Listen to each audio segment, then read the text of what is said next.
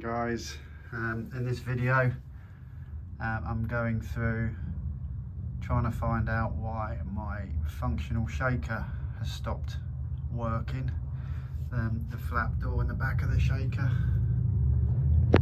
so I've pulled the shaker off and the air pan.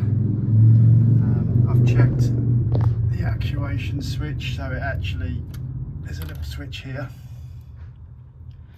that's throttle operated. So when the throttle is sort of opened up quite a bit, it actuates two solenoids in the bottom of the shaker.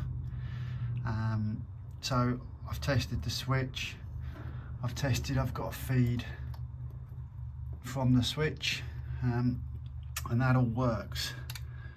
So it's not a problem with the throttle switch or the power feed to it. So I've checked, I've got voltage, that all works fine. So I'm going to move on to the shaker itself now, and see if there's anything wrong with that. So I've removed the solenoids, this solenoid I took out first. You can see this one actuates fine, but this one you can just feel it's stiff.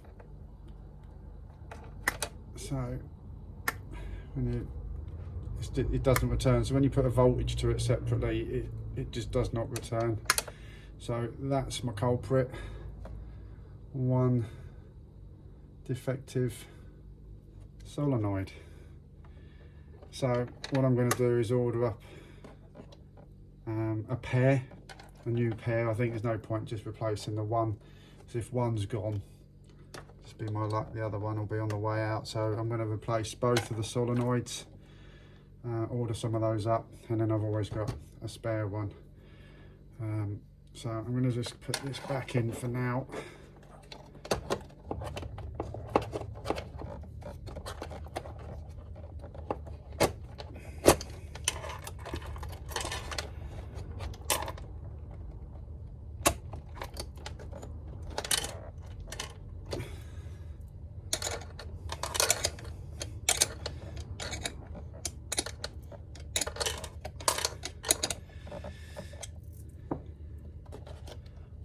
I'm going to put the shaker back on, but I'm not going to connect the power back up, because it'll probably end up blowing a fuse or damaging the wiring or something. So I'm going to leave it disconnected till I get the new solenoids. Yeah, I'll catch up once the new solenoids are done. Okay, I couldn't help myself while I had the car in bits. I've taken the opportunity to clean all the air cleaner housing out, carb cleaner and some rags. Cleaned all of it out inside. The air cleaner lid was quite rough, so I've rubbed that down and sanded it down with my orbital sander, giving it a couple of coats of etch primer and then some high temperature black paint. I know you don't see it once it's covered up with the shaker, so it's just me really. I think if I got bits or the car in bits, I might as well clean them up or paint them while it's apart. I had painted this little pipe before from the valve cover into the side of the air cleaner, but I've given that another lick of paint as well, another coat of high temperature paint. So again, for me, it's just, yeah, alright, you don't see it once the shaker's there. The only bit you see is when the flap opens up a bit at the back of the shaker, but it's just nice to know it's all been cleaned and painted. It looks a lot better. The switch that actuates the shaker on the side of the throttle on the carb, I was finding that actually to get the flap door open at the back, you needed to probably give it about 3/4 travel on the pedal, and I've managed to bend slightly the throttle linkage. There's like a little metal plate that actuates the switch, so I've gently prised that slightly with some pliers, and it actuates it a bit earlier now, or will do. So yeah, it's just nice to get it opening up a little bit earlier than it was. So yeah, that's worked so far. I'll update once I've got the new solenoids. So I've got the new solenoids today.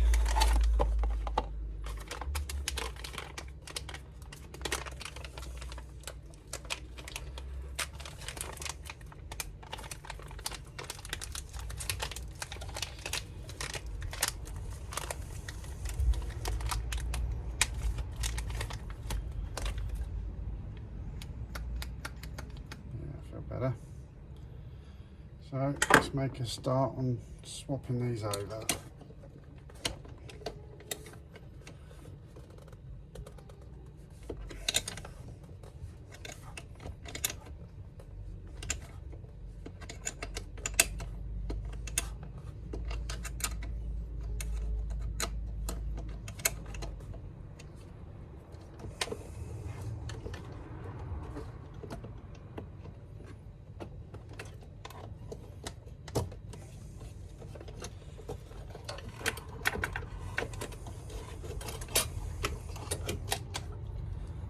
The one that still works, so I'm going to keep that one as a spare.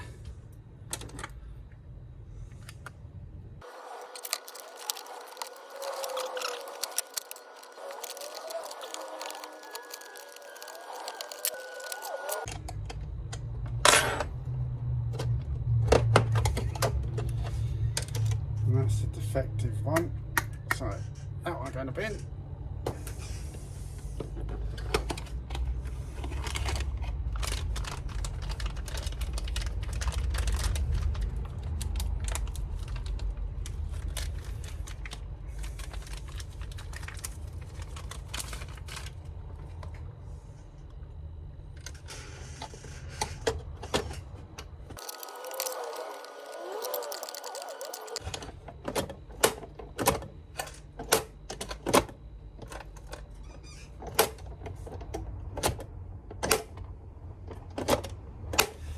Right, let's go and put it on the car. I'm just going to loosely put it on the car, I won't bolt it down. I'm just going to connect it up and try it first, make sure it's got the full travel it's meant to have. And yeah, I'll see you in a minute. A few moments later. Alright, so I've got the shaker back on, solenoids wired in, all connected back up. I'll turn the ignition on and we'll give it a try.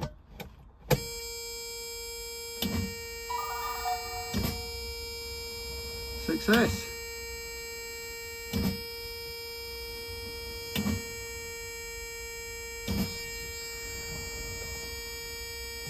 I'm happy with that. So I'm going to chuck the defective solenoid in a bin, keep the other one as a spare. But yeah, pleased with that, it all works again now.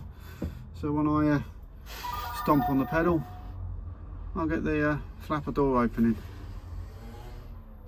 It was difficult to actually see when the door opens because of the colour of the door being sort of a satin black. When it opens, you can't really see it's open, you can hear it. So I just put that little sticker on, little worried looking emoji on the flapper door. So you can quite clearly see when it opens. Normally when you're giving it a load of throttle, so yeah, pleased with that.